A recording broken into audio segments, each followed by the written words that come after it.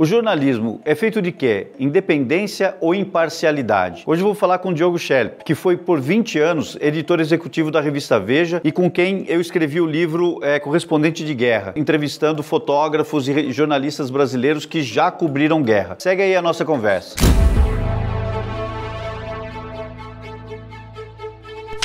Você trabalhou 19 anos, né, na revista Veja como editor executivo, não só como editor executivo, mas também como repórter, né? Você cobriu o Sudão, foi também para a Venezuela e outros lugares. E hoje, né, você é independente. Não sei se você chega a ser freelance, mas pelo menos independente, né? Como é que você avalia o momento que você decidiu ser jornalista e com o momento que hoje você já passou por tudo, essa trajetória toda do jornalismo, como é que você vê isso tudo? É interessante que você falou isso, porque quando eu fiz faculdade de jornalismo, se você perguntasse para os colegas, metade talvez queria fazer jornalismo para dar a opinião deles sobre o mundo. Que eu acho que é uma coisa que a gente vê até hoje ainda nas faculdades de jornalismo, né? O jovem jornalista quer dar a opinião dele, quer mostrar e tal. E ao longo da carreira, quer dizer, a gente vê que o mais importante é você descobrir o mundo, ver o que está acontecendo, relatar isso, claro que com o seu ponto de vista e tal. E agora, quer dizer, depois de 20 anos de carreira, eu estou numa posição que é a posição de dar opinião, né?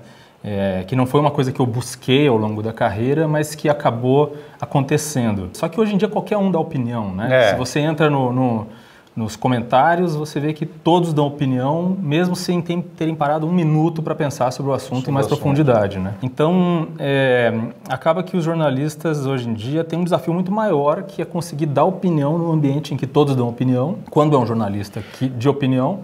E os jornalistas que estão mais dedicados a dar o factual, digamos assim, têm o desafio de dar o factual para um público que não acredita no factual, né? Ou que desconfia do factual, ou que tem mais capacidade de expressar desconfiança em relação ao factual, né? Eu acho que essa confusão, talvez com a opinião, né? Porque, por exemplo, talvez até o público esteja esperando opinião, né? Porque é muito difícil hoje eu pelo menos, às vezes, tenho dificuldade de encontrar pessoas que queiram saber do factual, do que eu factualmente vi nos lugares onde eu fui. Elas querem saber qual é a minha opinião sobre aqueles lugares. E a revista Veja, né, vamos pensar agora no período mais recente, né, na época do impeachment, né, do julgamento do Lula, das eleições da Dilma, né, de lá para cá, a revista Veja bateu muito, né, no PT e tal, com fatos, né? Olha, nós descobrimos tal história, nos vazaram tal história e publicamos. E o leitor começou a achar que essa era a opinião da Veja. A opinião da Veja é essa. Só que hoje, por exemplo, quando a Veja bate, por exemplo, no Moro, então a opinião da Veja melhorou um pouco, né? E eles não veem como fato. O Moro fez tal coisa, ou o Lula ou a Dilma fizeram tal coisa, né? Como é que você vê hoje isso? Você acha que essa questão da opinião versus fato, né, algum dia vai se reverter? Ou a gente vai ter que abraçar isso, assim, vai virar só jornalismo de opinião para sempre? Como é assim? Eu acho assim, primeiro eu queria falar uma coisa sobre esse negócio da Veja nesse período que você falou, né? A Veja tinha uma característica, ou tem ainda, que por ser uma revista semanal, a Veja não podia se limitar a dizer o que aconteceu, porque isso os jornais já haviam feito. E hoje em dia, os sites já fizeram, a rádio já fez, a televisão já fez. Então a Veja tinha que dar a interpretação dos fatos. E isso, evidentemente, também implica em ter opinião. Você, ao interpretar os fatos, você já está embutindo no contexto a opinião. Então, é verdade que a publicação tinha uma opinião, quer dizer, no sentido de que tinha uma posição, e que, basicamente, não mudou tanto assim, porque as coisas que eram denunciadas na época do Lula ou da Dilma continuam sendo denunciadas hoje em dia, né? Então, são coisas que não são republicanas, né, do ponto de vista da política e tal. É que as pessoas fazem muita confusão, e eu vejo isso, colegas jornalistas fazendo confusão, entre dois termos, que é o termo independência e o termo imparcial. São duas coisas diferentes. Sim. Tem gente que fala assim, agora a tal publicação está mais independente. Não é verdade. Na verdade, independente é a publicação que pode dizer o que quer sem ter nenhuma outra pressão. Mesmo que um anunciante decida, por exemplo, deixar de anunciar, esse veículo ainda tem condições de se manter sem esse anunciante. Então, essa publicação é independente. Isso é ser independente. Imparcial é outra coisa. É você dizer, então, enfim, entendeu? Sim, mas independência no final das coisas, no final das contas, ela sempre parte de um porquê. Se eu, por exemplo, enquanto André, fotógrafo, sou independente porque não preciso trabalhar para revistas, quer dizer que eu já tenho o privilégio de não precisar receber o dinheiro. Então, o privilégio de ser rico... Não necessariamente. Você, na verdade, independente no seu caso, é o seguinte, que se você não puder mais trabalhar para tal empresa, para tal veículo de comunicação, você vai ter outros que estão dispostos a contratar o seu trabalho. Isso é ser independente. Você não é dependente só daquele veículo. Se aquele veículo te obriga a fazer coisas que você acha eticamente condenável, você pode abrir mão daquele veículo e procurar outro. Então você é independente. Sim, mas as pessoas não entendem assim. Elas acham que independente quer dizer assim, olha, eu faço o que eu quero. Não eu faço assim, eu faço o que eu posso fazer dentro das circunstâncias. Né? Então, se eu tenho, por exemplo, circunstancialmente, 3 ou 4 veículos para quem eu posso trabalhar, tudo bem. Mas se eu não tiver 3 ou 4, pronto, já não é mais independente. Já não sou mais independente, né? Eu tenho que ter esses 3. E aí, por exemplo, no caso da Veja, a Veja perdeu, vocês já não trabalham, vou deixar isso claro que você já não trabalha. Já não fala em nome da Veja. Já não fala mais em nome da Veja, mas que a Veja perdeu tanto leitores quanto anunciantes, né, nesse período. Você acha que o fato desses problemas econômicos da revista se deve só a isso ou tem algo mais? Por exemplo, é só o jornalismo, é só a confusão do jornalismo, das pessoas não conseguirem entender exatamente o que é jornalismo? Ou você acha que tem mais que causa que os jornais hoje têm dificuldades para sobreviver? A maior razão para a dificuldade econômica da Editora Abril é má gestão, não é tanto a chamada crise do jornalismo. Basicamente, má gestão. Má gestão dentro do... enfim, foram feitos investimentos que não resultaram em algo rentável, enfim, que desse sobrevivência à empresa, né, de maneira saudável. Foi essa a maior razão. Não tantas outras empresas foram capazes de surfar aí nas novidades tecnológicas que tem para a comunicação e tal. Não foi essa a principal razão. Mas assim, por exemplo, eu vejo... Agora eu fiz uma matéria, né, sobre a Amazônia para um jornal norueguês. Isso a Noruega, que, por exemplo, em teoria é uma sociedade esclarecida, uma sociedade que ainda consome jornalismo e tal. Mas a nossa reportagem sobre a Amazônia, ainda que tenha sido bem feita, ainda que tenha sido, né, todos os colegas no meio jornalístico tenham elogiado, no jornal perdeu, por exemplo, para o lançamento do novo Porsche. E eles sabem ali quantos cliques a reportagem sobre o lançamento do novo Porsche teve e quantos cliques a nossa teve.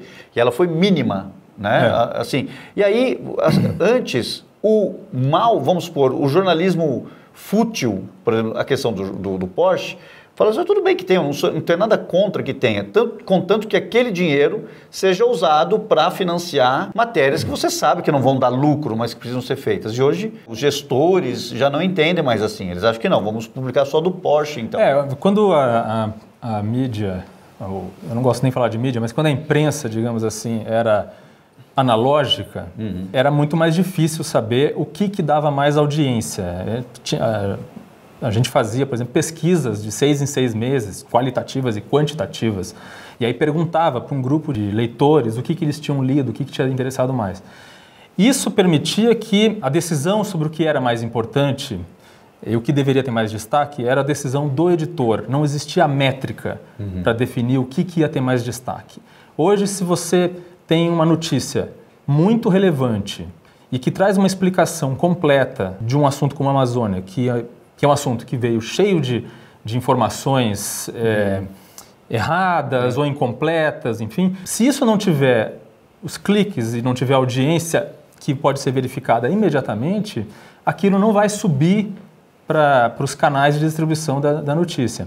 Então, uma vez me perguntaram, um grupo de jovens, numa palestra que eu dei, me perguntaram o seguinte, poxa, você tem na publicação o olhar, o preconceito, digamos assim, ou a opinião do editor decidindo o que vai ser colocado, o que vai ser publicado, o que vai ser distribuído ou não. Na internet é muito mais democrático. Eu disse, não é. Você recebe, naquela época, ainda era o Facebook, o maior distribuidora de notícia.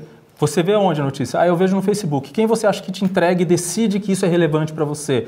São os seus amigos que compartilharam, ou seja, a sua bolha, e é o algoritmo do Facebook. Então você está sendo induzido a ler está sendo exposto a um conteúdo que sequer teve a curadoria especializada de um cara que passou 20 anos trabalhando com isso e tentando definir o que é importante e o que não é. Então, no caso que você fala, eu acho que é bem isso, assim, né? Você, quando era analógico, você conseguia...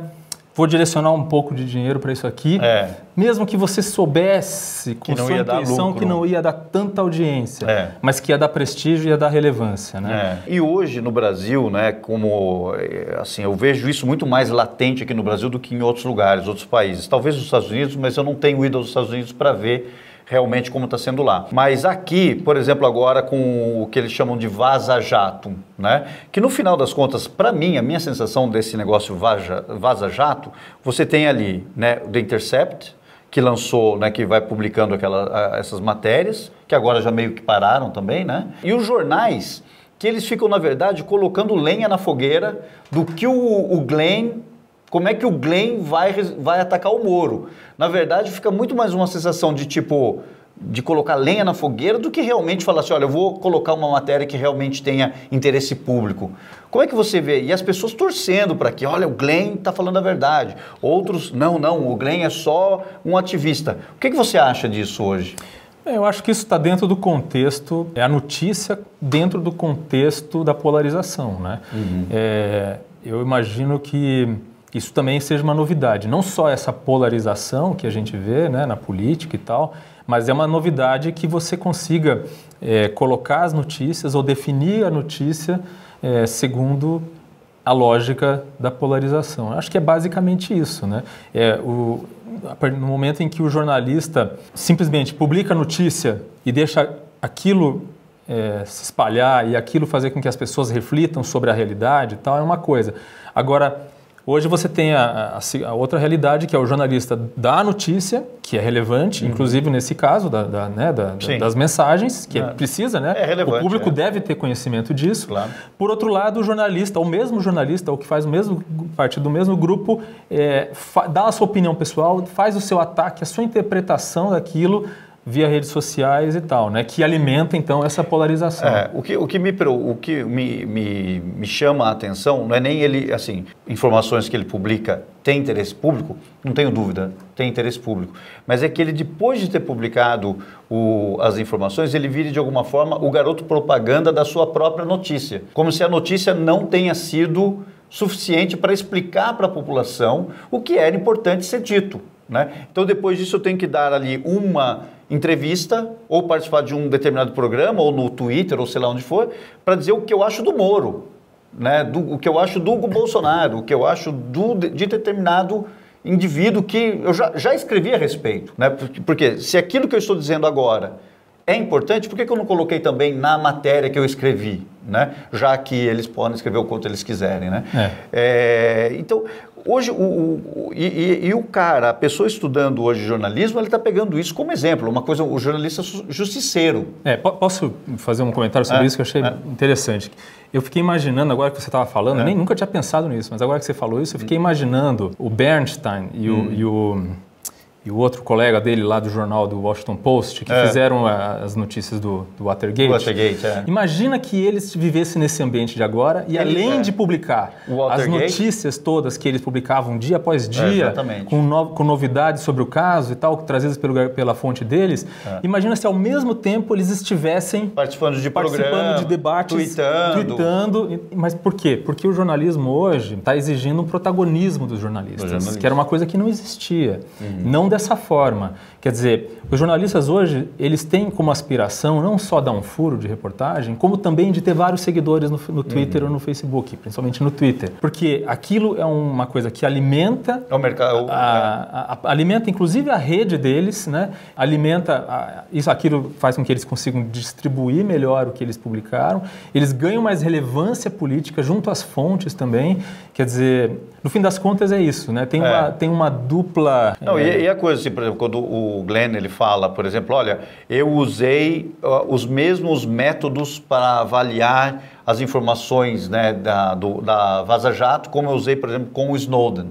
Mas aí eu fico pensando, a motivação do Snowden, ela foi fundamental para que o público tivesse alguma simpatia com o caso do Snowden. Falou, pô, o Snowden obviamente está fazendo. E o Glenn, ele foi até Hong Kong, depois foi até a Rússia para conversar e falar direto com o Snowden. E aí, aqui ele não fez isso com os hackers. Imagino que não tenha feito, de falar assim, hacker, assim como eu fiz com o Snowden, eu vou também ter que te encontrar para saber exatamente as suas motivações, exatamente as tuas...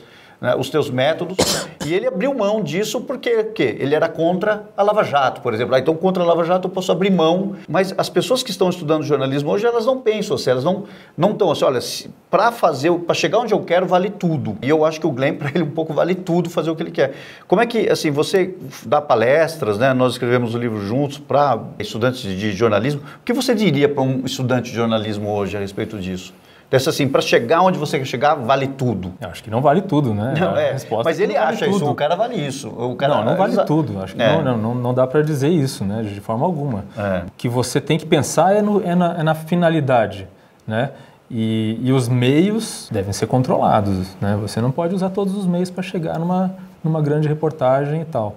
Até porque dificilmente você tem uma grande reportagem se você faz bobagem no caminho para chegar até ela, né? Eu acho que ela já sai contaminada, né? Quando você abre mão de todos os princípios éticos para conseguir chegar até ela. Legal. Para finalizar, você começou bastante jovem. Você com qual a idade que você entrou na faculdade? 19. 19.